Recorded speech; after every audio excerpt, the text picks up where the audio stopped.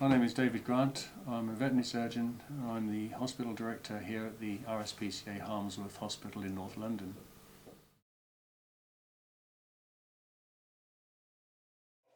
That is an adult dog. It looks like a puppy. It's a lovely dog. It's a lovely little thing. Where am I going to send it? You know? So how many have you seen now? And you can see we're getting to crisis point because we don't have any cages. We simply, in this ward, there are no cages. There are no cages. So what do I do? Kill this one? Do you think it's reasonable to kill this dog? That is not reasonable, is it? What's the future for that dog? God, me going white is the future for this dog. I've got to the age where I feel as I should say what I think. It doesn't matter who it offends. That's the point. A lot of people get a dog, they should not have one. I doubt whether they can look after themselves, you know? They certainly can't look after animals.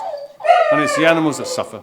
Well, in terms of what I'm seeing in dogs, this is third world conditions. The cruelty I'm seeing is third world. And I speak from experience because I lived in a third world country in South America 20 years ago, 25 years ago. And what I saw there was quite extreme, particularly with children in the streets. But I didn't see the cruelty to dogs that I see here. This is worse than it was in South America. We are a third world country when it comes to the cruelty associated with dogs. So this one came in as a stray. It was emaciated, and one of the things we see with emaciation is you get bed sores, and when they lie down a lot of the time, they get bed sores like there, and that's actually much better than it was. And so he's doing very well. The problem is, where do we send him? It's a huge problem, and if we can't find anywhere, we'll be forced to put him to sleep. It's not a civilised country. We're not a civilised country anymore, you know. We're just not. It just makes me so mad. You feel impotent, you know, what can you do? The area around here is awash with staffy crossed dogs. They're being got on a whim by people who don't understand anything about responsible dog ownership. We are seeing a lot of cruelty associated with that, and we're seeing a lot of abandonment. And unfortunately, with the criminal element on some of the socio-economically disadvantaged areas around here, the criminals have got into these dogs and they're using them to commission crime, to intimidate people, to use as protection instead of carrying knives. And with that group of people, we are seeing some horrendous violence meted out to these dogs. It's almost daily that we're seeing some dreadful fight wounds as they fight the dogs against each other to see which one is the hardest. We are seeing dogs that have been stabbed. We're seeing dogs that have been beaten to the extent of breaking their bones. And nobody is doing anything about the underlying causes. I don't think either they don't care or they're not being briefed. And we're talking politicians here. The government are looking at this, so it seems to me anyway, from where I am at the coalface, they're looking at the status dogs issue as a single issue, and their response to it has been to try to outlaw specific breeds. Well, this is a complete waste of time, an utter waste of time, because if you do that, the bad people, the people that are disadvantaged socially, will just move on to other breeds, and I already have evidence of that. Rottweilers, Bull Mastiffs, Japanese Akitas, all of those dogs in the wrong hands are very dangerous dogs. At least what you can say about the Staffy and its crosses is that to a human being, unless they've been really very badly trained and ill-treated, are generally speaking not so dangerous. That dog just was on a bus, on a number 29 bus with some boys, and they got off the bus and just walked away and left him. This one?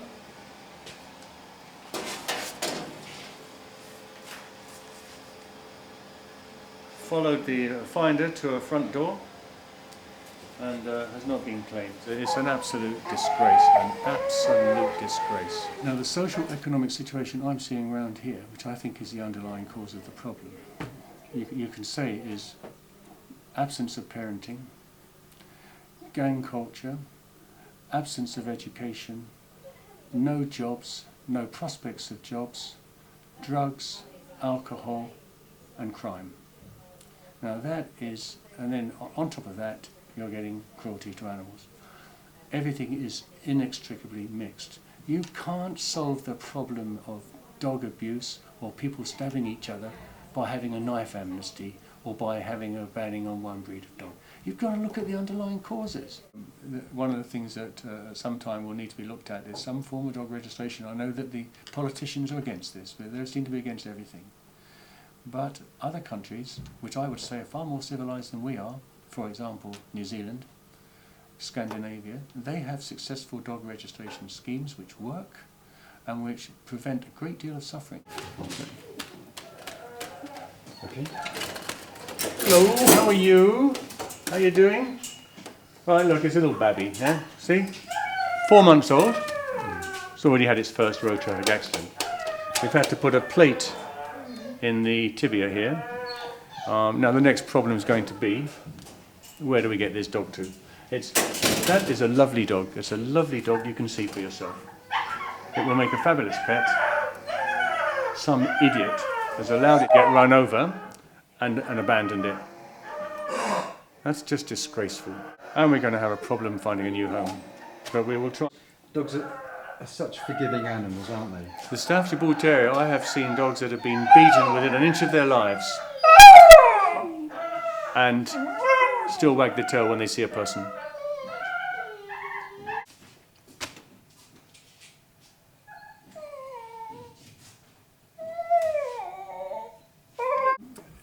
Tenancy laws, virtually all the problem breeding is going on inner city deprived areas.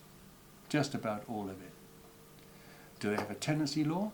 Well, they may do. They may say you're allowed one dog and it has to be neutered. Do they enforce that? No. They jolly well do not. They do not enforce it.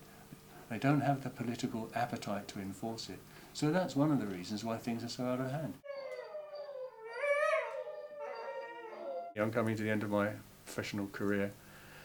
You're looking at what I'm having to see and deal with, you do worry about your own personal health, and so I'll stay for another year or so to my retirement, and then maybe go on a bit longer, it depends, but I would like to see something being done about all this before leaving, rather than go away thinking there's a dreadful mess and other people are having to deal with it.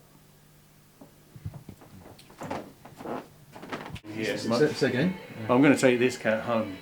My daughters were in here last weekend and I came under what you could call extreme pressure. It's a lovely cat. I'll get him out and show you. He's well, maybe if we get him out the owner will come forward, but it's help me. The thing about him is he's extremely laid back. See? There we are. You're a good boy, aren't you? So give him, he's got a broken leg, and which we've fixed. There you see. And it's a question of as soon as the leg is completely healed, he's going to go home. How about that for a laid-back cat?